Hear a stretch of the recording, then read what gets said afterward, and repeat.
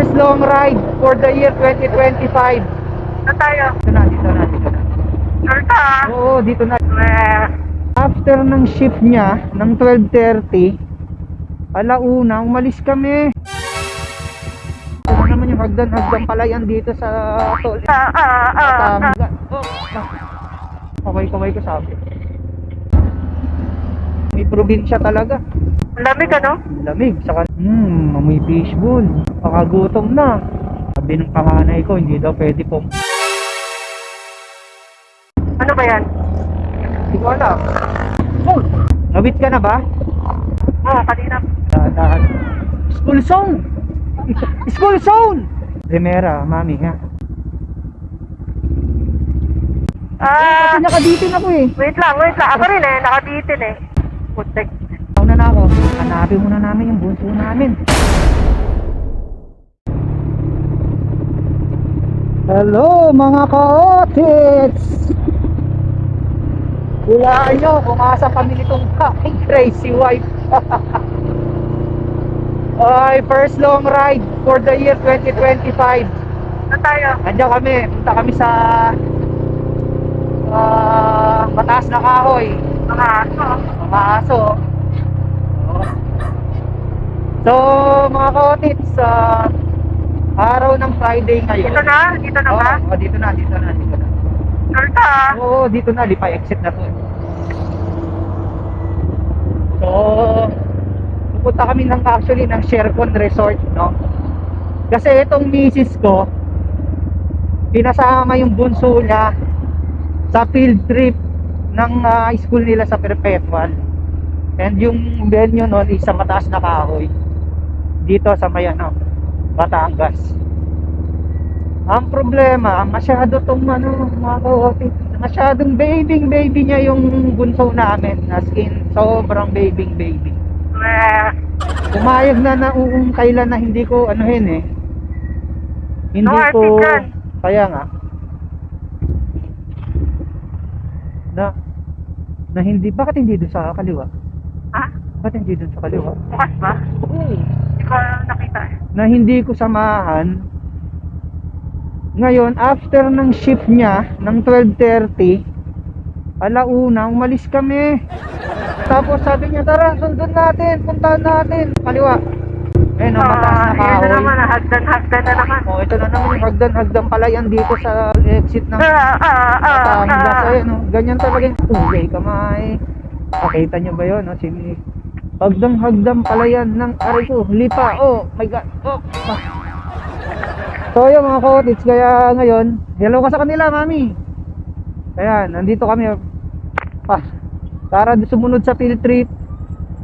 Kahit wala kaming booking, sinipon ako So tatry namin, titingnan namin kung kung makakapasok or what. Yun lang muna mga ka-otits. Bye-bye ka muna, mi. Bye-bye. Ayan mga ka-otits, andyan na kami. Papasok na kami sa mataas na kahoy. Oo, kaway, mami. Kaway. Masad mo ako? Oo, kaway ko sabi. Oo, mataas na kahoy, Batangas City. Ha? Ay, babay muna. Mga ka-otits, pagdating nyo sa South Star, kaliwa kayo rito. Hindi naman kayo maliligaw kasi ayan may nakalagay Shercon Resort. Ayan. Laki. Saka na, mi. Sige na, go. Okay. Tapos sa una-unahan, kakaanan naman kayo. So, pagka exit nyo sa Lipa na toll gate, kaliwa, tapos kanan, papunta sa mataas na kahoy. Tapos pagdating doon, parang na yon, kaliwa, tapos kanan ulit dito. Ayan, may signage naman.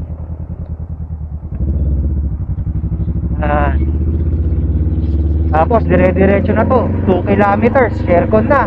Mami, pakita ka muna. Oh, babay muna. Lapit na kami Shercon. Shercon Resort, straight ahead. Ang amoy dito, amoy mga kawayan. Amoy probinsya talaga. Ang lamig ano? Lamig, saka lamig ng dahan-dahan lang kasi school zone. amoy fishbowl. Oh my, kikiam. Sarap. Pakagutom na. So yun nga ako, hindi namin alam kung makakapasok kami ng Sharecon, no? Kasi wala lang kaming booking. Sabi ng panganay ko, hindi daw pwede pong tala sa umaga. Hindi daw pwede pumunta doon nang walang booking. So, tignan natin kung makakalusap yung drama namin na kunwari ano lang kami sa sightseeing ng resort dahil meron kaming like company outing sa mga susunod na araw o buwan. Tapos tingnan natin kung sabihin namin is magsitingin lang kami ng site, mga ganun. Makalokohan ito ni Mrs. Siya nakaisip no, no? Hindi ako. Okay. So, let's go. 100 meters.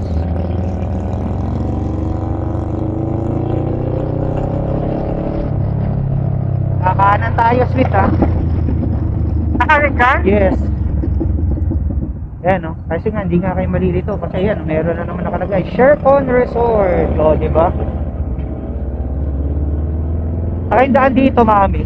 Kung matatanda mo, nagpunta tayo dito. Para siyang mga ano, pag ganun ganon. Oo, ano? Tatanda mo yan, ayan, no? Kaya lang, may tricycle, eh. Yan na, di ba? Hindi pa. Di ba ba? Ano ba yan? Hindi ko alam. Oh, galing na po yan. May ano? May bengi. Arami, kaya mo ba? Worry ko kasi pag umu-overtake ako, hindi ka makasunod eh. Ganda pa naman ang daan. Tara, let's! Mag-overshoot ka.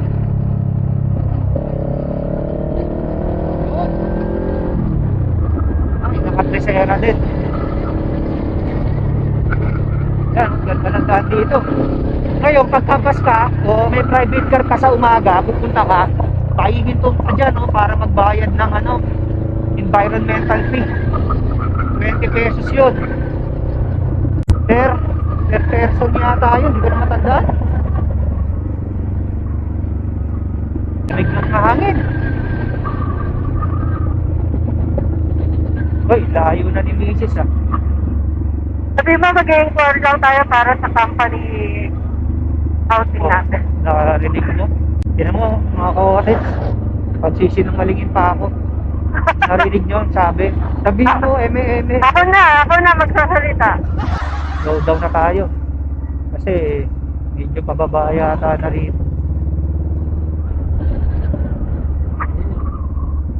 Oh, nice. Nawit ka na ba? Oo, kanina. Kanina pa siyang nawit. Oo, it overtakes me.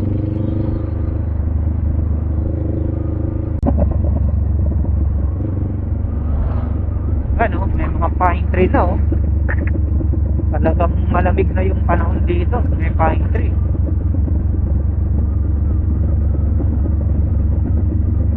School zone dito, mga kaotis. Kaya dahan-dahan. School zone! School zone! Ano daw? Bomba oh, malaking ano, bita ko. Tandaan ka lang oh. Bomba daw. Sabi ko, malaking ano, ay ano, school zone. Hindi pwede, mapapagalitan tayo. Kaya mga kaotits, dito, primera, mami ha. Ba.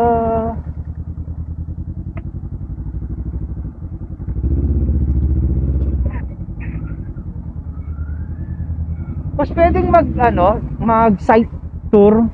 Putek. Pumunta na lang ako kayo doon. Dito pwede kaming pumarada. Diyan sa may puno ng nyog. Ayun, mi. Saan? Diyan daw, diyan. Dito? Ay, no. Po? Talang po kayo doon. Dito sa information. Sige po. Kasi nakabitin ako eh. Wait lang. Ako rin nakabitin eh. Putek. Ay, mauna na ako. Naka-neutral pala ako. Naka-neutral ako eh. Ayan, Bubo. mga kotits, di ba? Ang kulit lang ng misis ko. Sobra. Ayan, ito muna tayo. Ayan, mga kotits, babay muna. Hanapin muna namin yung bunso namin.